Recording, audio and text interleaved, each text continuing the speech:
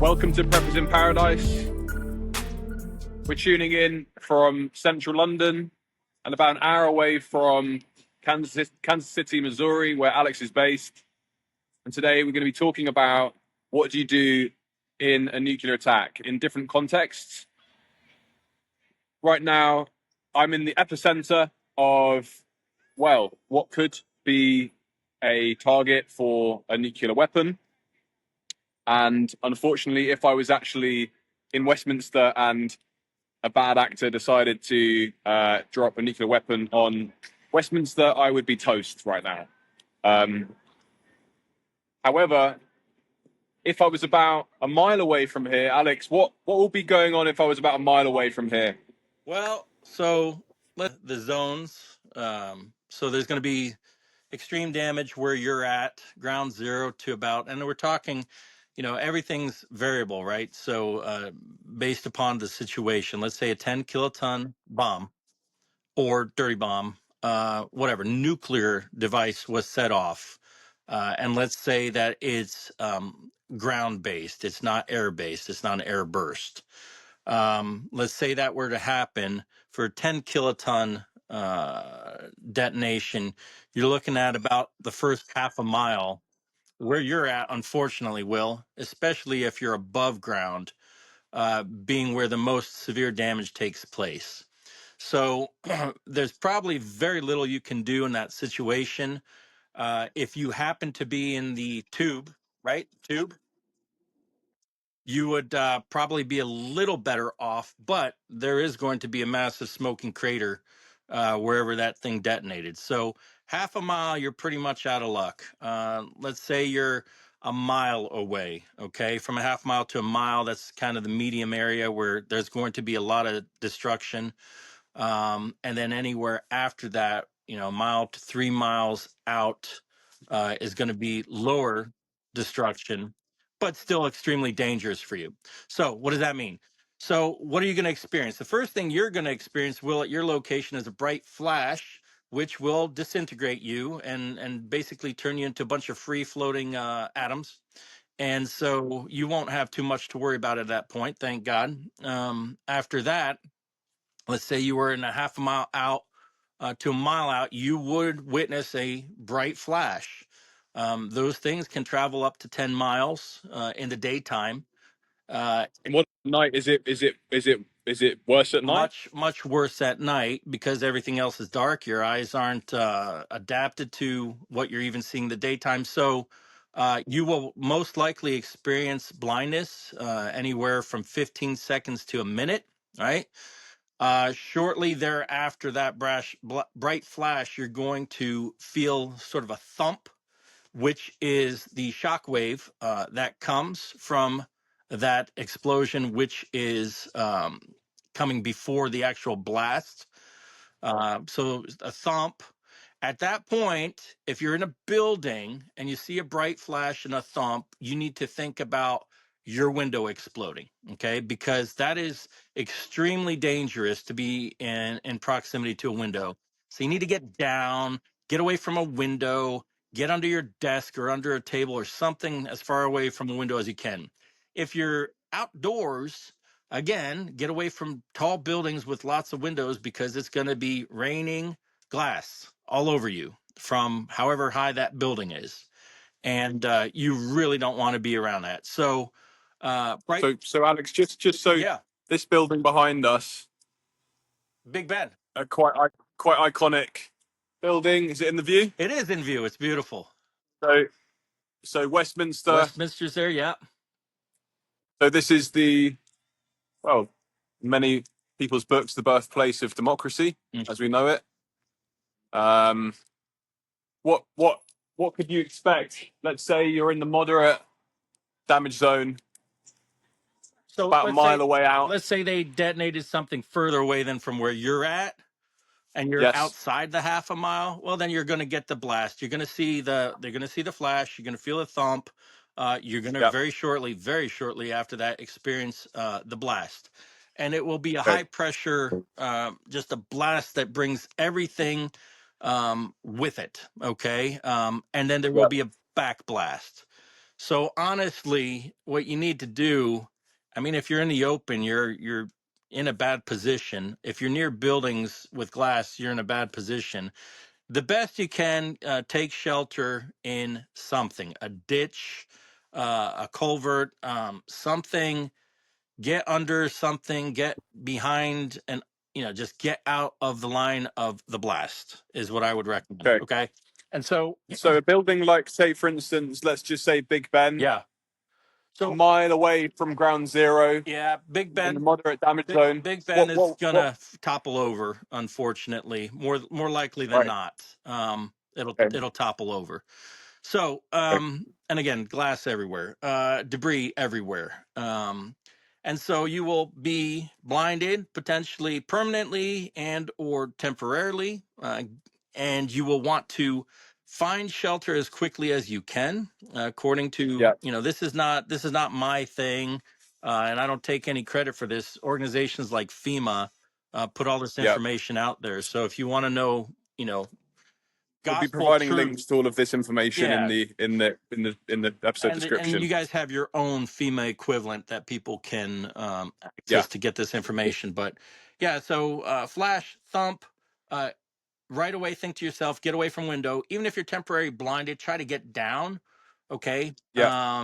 And if you can, it's really difficult to say, because if you can remember the closest place next to you, maybe you can get down on all fours and get behind a wall or something, or get on the Yeah. ground and get under your desk. Right. But try to avoid that. The blast comes forward, the back blast comes, and then you have, most importantly, if you've survived to this point and you're not bleeding out, Yeah. you will have about 10 to 15 minutes to get deep inside a building, behind as many walls as possible, to Okay. avoid uh, the radiation fallout that is now about 5 miles in the air above you, mixing.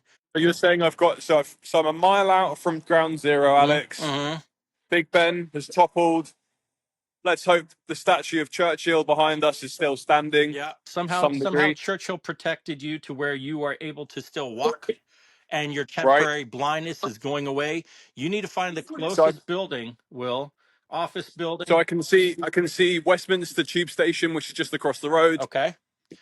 and I'm walking towards Westminster Tube Station because I've got 15 minutes until the fallout 10, 10, is going 10 to to. 15 minutes before. And just so Okay. you know, it's not the air that you're concerned about. It's the particles, the salt and Okay. dust-sized particles that are radioactive, that were mixing up in the atmosphere, that have cooled and are now coming down on you. Yeah. And you need to avoid those because they have gamma rays, and that's what will kill you. Okay. Okay. So I'm making my way into the tube station. Yep. Obviously, there's a lot of people rushing around me. Everyone's trying to get to the tube Oh, yeah. station. Mass chaos at this point. You're gonna be. People are panicking, People are panicking. Yeah. but I can see the entrance, and I know from memory that this tube station, it's got quite a lot of space and a few different levels that go down into the ground. So if you lose me at all, Alex, just let me know and I'll come back right out. Okay. But I'm going to go into the tube station. Let's have a look at what's going on in here and where's the safest place for me to get to. Just so you don't trigger people, the flash warning, right? This is all notional. This is all notional. In case This is someone's just listening to you, a following you down the tube. yeah. Well, look, we're just doing a run through. This is just a dress rehearsal. God forbid something like this ever happens. God. This isn't really. I mean, this isn't really for entertainment, but this really is for, let's say, if this was happening, what you would do. Sure, practical. I'm running Response. into the tube station. You may lose me, but I'm going down into this level here on the escalators. As you can see, there's a lot of people. There's different levels of this tube station. Let me know if you lose me, Alex. Yeah, you're all black, Will. You're all black. Okay. Can you hear me? I can hear you just fine. Yes. All right. So I can see there's a large cavernous area. And obviously, you're saying I need to get behind as many walls as possible so that I'm away from any air vents as well. Right. Thing is, if you're in an office space, what can you do, Alex, if there's air vents around you? Well, Let's say it's if you the can't middle of the if working you day. can't turn things off, and most likely your power is probably going to be out, and EMP is probably knocked out a Yeah, lot of electrical anything, including the grid. And so you may not have to worry as much, again, about those salt and dust-sized particles with gamma rays. But if you wanted to, you could wet a cloth rag and you could put it in the vents. Now, mind you, there's going to be fires everywhere in that half right. a mile to a mile. Will, I mean Yeah. that thermonuclear blast is going. It's just massive amounts of heat. I mean, that's why you see Yeah. Hiroshima, Nagasaki, which was much, much, exponentially smaller. You see things fusing, melting, that you could never imagine fusing and melting. Right. So, don't pretend it's just a flash, just a boom, a blast, a backblast. There's a lot of fire and heat, and There's going to be fire. everything's There's going to smoky be around you. Yes. there's going to be EMP, Yep. and then, but crucially, in that 10-minute window that I have, I want to get inside behind as many walls as possible, ideally underground or in the middle of a building. Yeah, garages are great, or in the middle of a building with multiple walls is also great. Big office Okay. buildings, yes. Don't run Right. into a little restaurant cafe. I mean, if you have to, if that's all you have in 10 to 15 minutes, then by all means do it.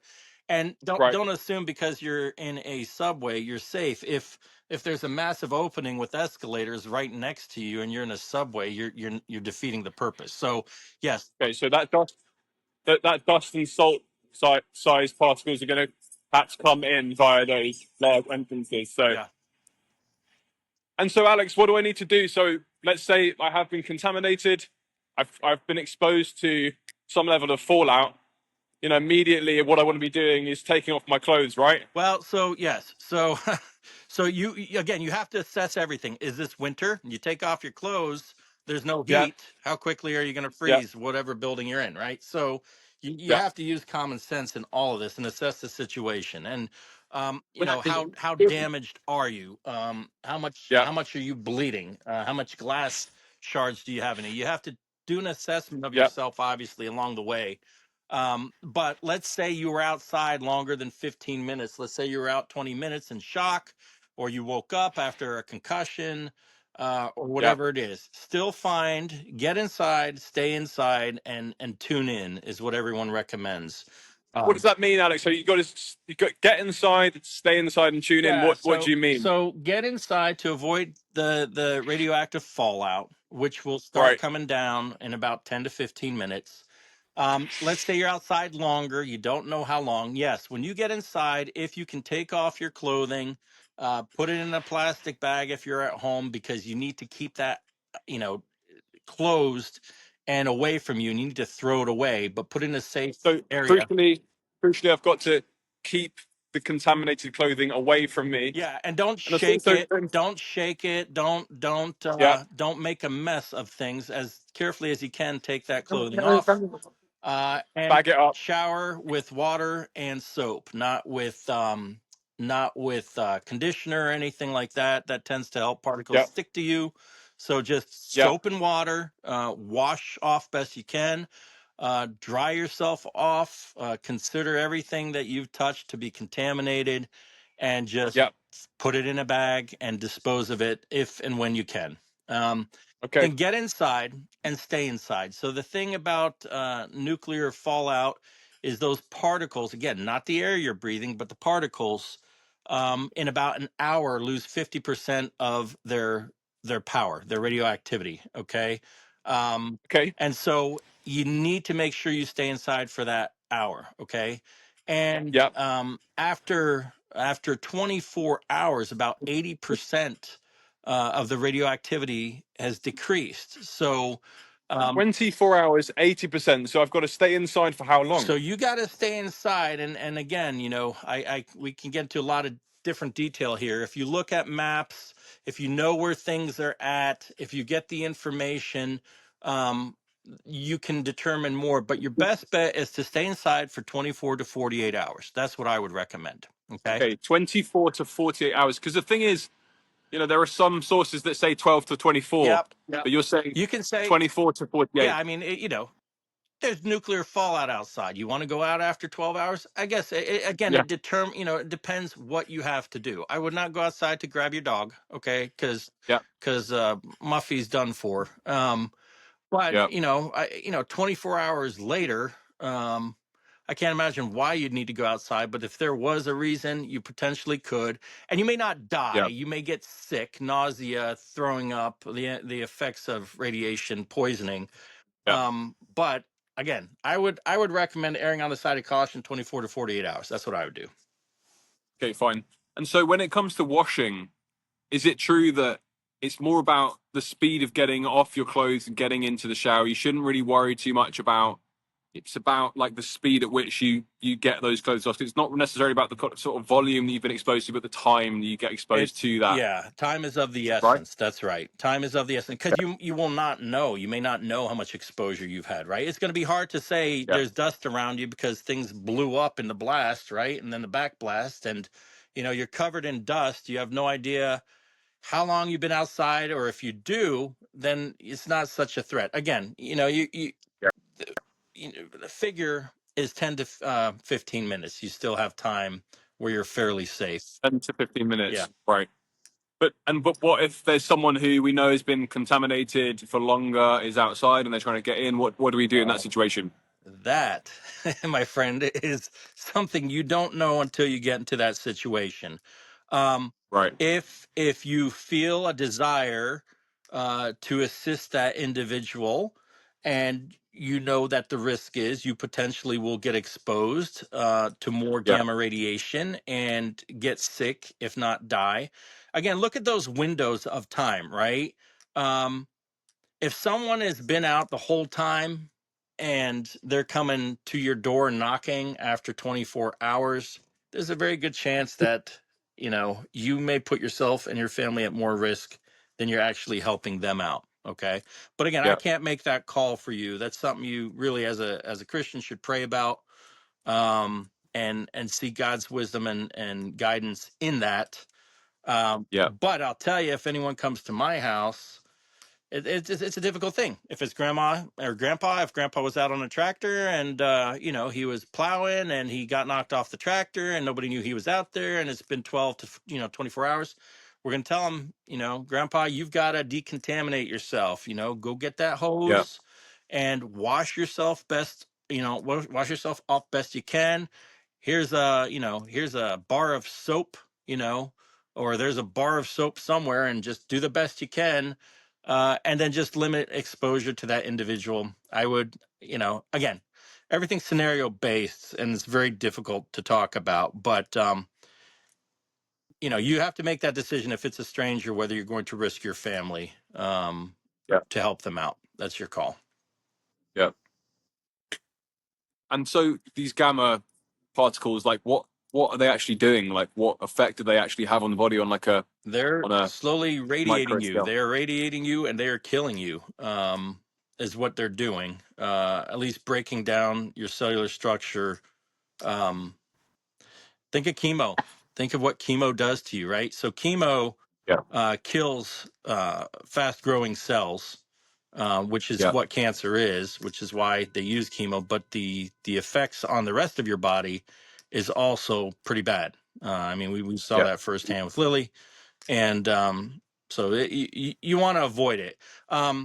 You don't want to eat anything that's been exposed to radiation. You don't want to drink water that's been exposed to radiation. So, you're in your house, it's 24 hours. You think, I'm going to go outside, I'm going to grab some tomatoes because I'm starving. I do not recommend that. And I don't think anyone official is going to recommend eating anything that's not Yeah. packaged and protected, Yeah. including water. And so actually is ingesting food that's been contaminated worse Oh, for you it's, than yes. being exposed to it? Well, Being exposed to it like on your exterior it's skin? it's definitely worse than going hungry. As long as you've got water, you can easily survive for 3 weeks, right? Yeah. But you're talking about exposing yourself to food internally. Think about poison Yeah. ivy, right? It sucks when it's on the outside of you, and it Yeah. really sucks if you ingest it. Yeah. Or if you breathe it in, say you're burning wood with poison ivy vines on it, you don't want to breathe Yeah. that stuff, and it can be horrendous. So yeah, I would Yeah. use that an analogy. So, And so, how much water do we need per day, Alex? If well, let's say we've got a space that we have prepared for this. It's in our own home or yeah, in our workplace yeah. or wherever. So, I mean, really, it depends on the individual, but I would do no less than 1 gallon of water per person per day. Okay, Um, and in liters, what's that? it's a good question. So, 750 milliliters is a bottle of wine. Yeah, How many bottles of wine fit in a gallon of water? I don't know. Is it 4? I have no idea.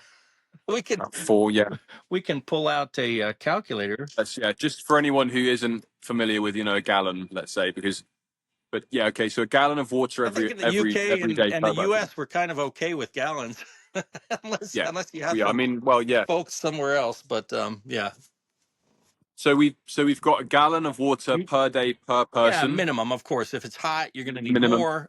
If you're talking just Yeah, for consumption, yeah, at a minimum, I would say it's that. In the middle of a summer heat in Missouri, you're going to need more. Um, yeah. so but you do need to have water as well to wash yourself and other things. So again, Okay. th- you're not going to be doing this alone, right? You're going to make sure that you have purchased a radio ahead of time. They're very easy to get. Emergency broadcast radios, even just an FM radio. Turn that thing on and listen to what the authorities are saying. Okay, Yeah, and you will get a whole lot of advice, hopefully, yeah. when that takes So place. this is get inside, stay inside, And listen. and then tune in. Yep, tune in. Get inside, stay inside, and tune in. And that Yeah, typically means a radio of some kind. yeah, yeah, Yep. yeah. Because let's face it, all of the grid is probably going to be Yeah, so down. battery radio, right? Or hand cranked Yeah, radio or an yeah, yeah, emergency yeah, radio. Yep. yeah. Yep. So Okay. so that is in a nutshell really what you need to know in responding to a nuclear event. And of course, there's a lot more complication in there. It's really not so simple. We tried to simplify it best we could to make it practical for people to think I about. guess we can go right back to the beginning. So we say, Yeah, look, so for a nuclear bomb the size of, let's say, 10,000 kilotons, which is or 10 less than kilotons, 10 kilotons. 10 kilotons. Mhm. Sorry, 10 kilotons. My bad. So that's yeah, 10 kilotons, which is less than. Well, it's more than Nagasaki, right? Oh yeah, much more than Nagasaki. But what is it? The analogy is it's equivalent to 5,000 Oklahoma City bombings. Right. Yeah. Yeah, pretty powerful stuff. And that's not your, there's well, what about an air burst? Well, there's some good news about that. Supposedly the radiation, because of a disconnect between the white cloud, the mushroom cloud, and the actual explosion, it does not cause as much fallout from what I've heard and read. But what about a large warhead? What about multiple warheads? Again, Yeah. just multiply everything exponentially. You're gonna have a So bad day. Nagasaki and Hiroshima together were 15 kilotons Hmm. combined, Hmm. right? I believe so. Yeah. But a modern nuclear warhead that could be used in this kind of attack would possibly be around 10 kilotons. It's pretty So bad. within, Yeah. that's quite a sizable big Hmm. So um so bomb. how do you prep for it? So again, in the city, right, you have to you have to assess where you're at, the situation, and you have to respond the best you can. Your priority should be to treat any wounds that are life threatening, right? Loss of blood, basic first aid to yourself, other individuals around you, and then the best you can get inside as quickly as you can. That's really what you need to do. And if you have a choice of staying inside for 24 hours or going outside, stay inside for your good and anyone else that you've taken in there that maybe you've helped out. You're going to go hungry, right? You're going to get thirsty, right?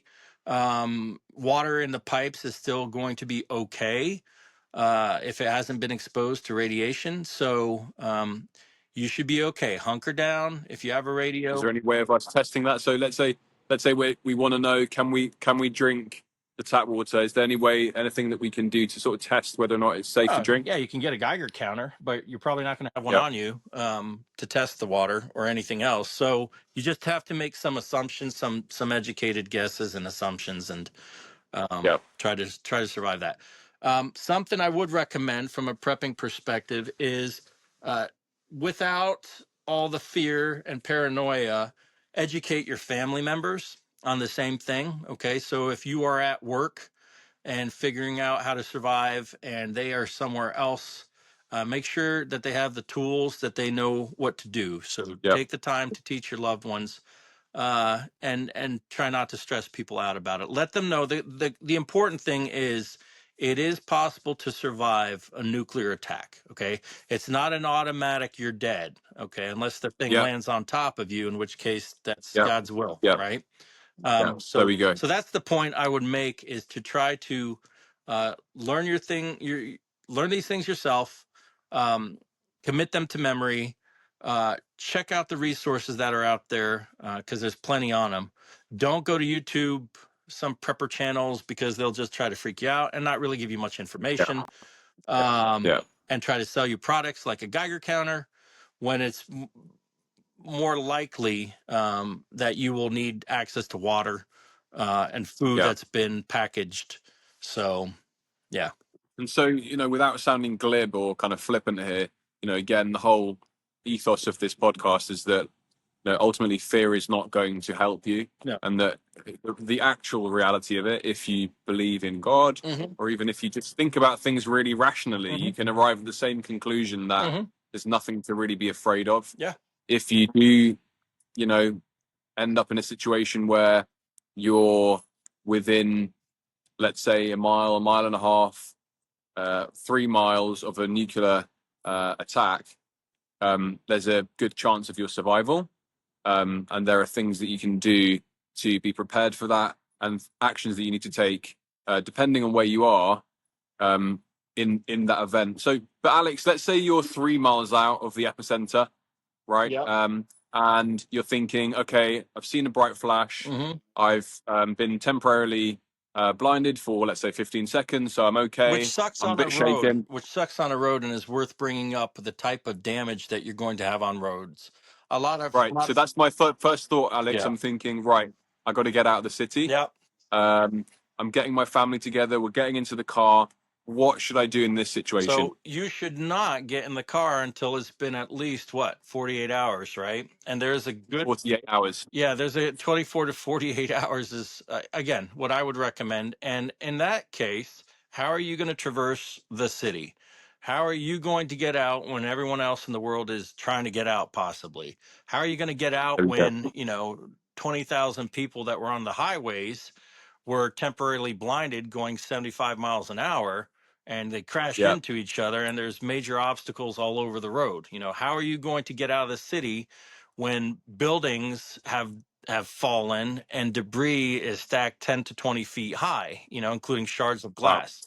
So it's So we can expect that much. We can expect that much rubble. So in the radius of, let's say, about a mile to sort of a mile and a half of the epicenter Mhm. of this explosion, we can expect 10 to 20 feet well of rubble from buildings, again, it right? all depends. It Depending all depends, right? What's there? If it's a depending on the field, infrastructure, yeah. yeah. If there's a field, of course, or a park, you might not have that Sure, much. But let's say I'm in central London. There's lots of tall buildings around me. yeah, There's going to be a lot of rubble. sure, lots of rubble and lots of fires.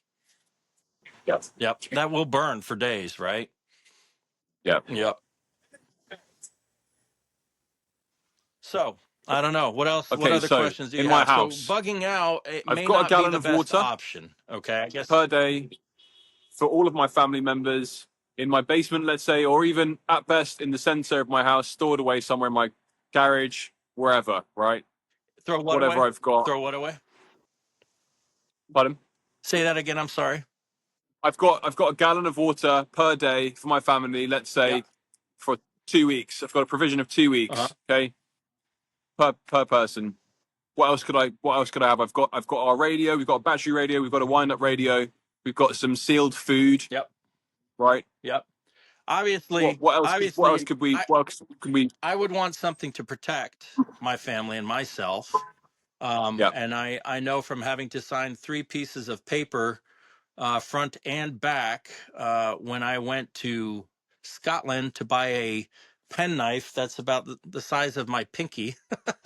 uh, yeah, I know that it's very difficult to yeah, do things yeah, beyond, well, yeah. anything close to what we can do here in the States to protect ourselves. Of course, it's a completely different Completely mindset different around environment, completely different mindset. weapons. What you should Yeah, not do is you should not presume that the government is going to come and rescue you. Okay, you do have to be smart enough to provide for yourself and your family as long as you can. Practically speaking. And again, what's more likely? You're in Oklahoma. Are you going to get a nuclear attack, or are you going to have a tornado? Well, then prepare for a tornado if that's more likely. yeah. But yes, in major cities, dirty bombs are not that unrealistic, of something to take precautions for and to prepare for, which is why sites like FEMA have that information online. So look, let's say I'm thinking about it now. Alex and I, as we've discussed, my girlfriend and I, we're talking about, okay, both from our own kind of lifestyle and what our preference is, but also from a prepping perspective, we're thinking, okay, do we want to move out of London? We're thinking about the southwest of England. Sure. I'm trying to convince her about Scotland, but she's not massively keen on the weather. Mm. But let's say, I'm thinking ahead. I'm going, okay, this could be a possibility in the next 6 months to a year, or let's say 3 years, perhaps, or 10 years even. And I'm thinking about maybe buying a property, renting a property Yeah. that is away from any large city centres, any kind of civilian infrastructure, such as large airports or ports or Right. military bases. So I'm looking at these places. What should I be looking for? Obviously, I've got a map up which we'll have Yep. in the description of the safest places Sure. to be in this event in the UK specifically, Yep. but also we'll have a map of the US as well. Yep.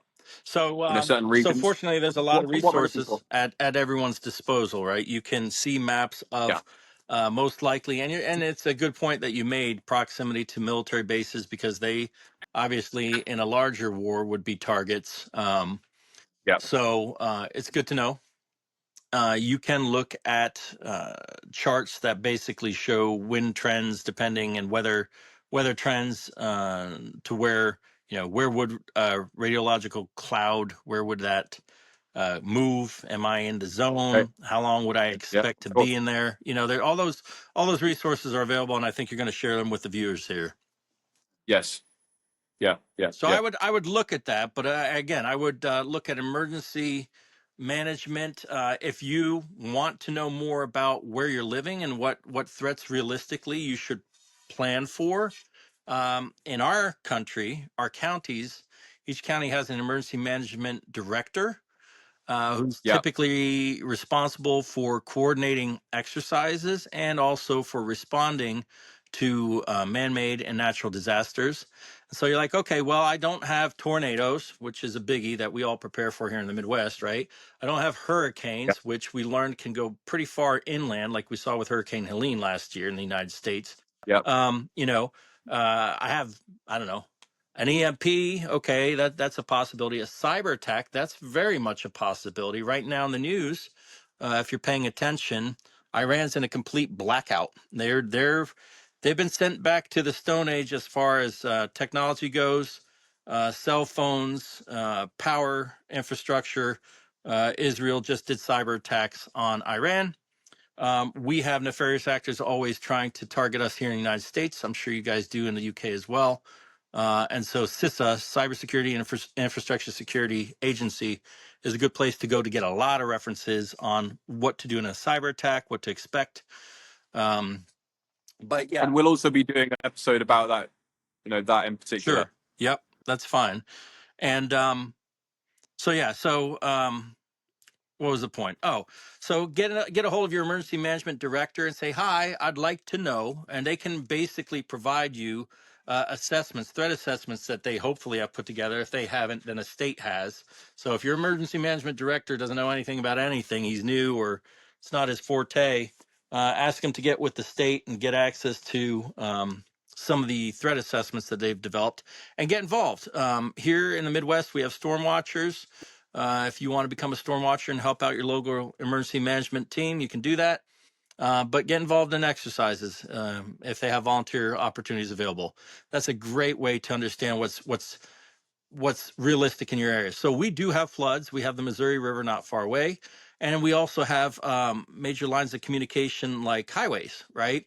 And so if you ever been on a highway and you see you see these trucks with these big drums on them that have all these radiological symbols on them, right? There's a lot of hazmat that travels our highways and the trains too. Pay attention to what infrastructure is around you, what railways and highways are around you, and understand that there is a possibility of a hazmat spill, and people get displaced. People have to move away, as we saw in various states in the United States here in the last couple of years. Also, I think that when we think about all these kind of multi-layered threats that or risks that we can be facing, the more that you think about it, the more that you could potentially start to sort of like become very overwhelmed. Yeah. And feel as though throw your hands up in the air and give up and say, well, too many things. Yeah, that's it. And like it's important to recognize there's only like so much that you can really actually do. You can't be constantly living your life thinking about sure. obsessing over these things and being overwhelmed about it. So if you are feeling overwhelmed about it, if you're Orthodox, we Pray recommend obviously speaking to your priest. Yep, speak to your priest, pray, or your trusted community or your godparents about these kinds of events. If you're feeling overwhelmed and stressed out about this, we also do have an email that we'll be monitoring. We can't promise that we'll email you back immediately, but we'll do our best to monitor that and get in contact with people who either want advice or help or whatever, or who just want to contact us. That will also be in the description. But absolutely, I said to my girlfriend earlier on, I said, I'm speaking with Alex later on about nuclear attack and what you do in a nuclear attack. And she says, oh no, we'd just be dead anyway, Yeah, and that's first common response. Yeah.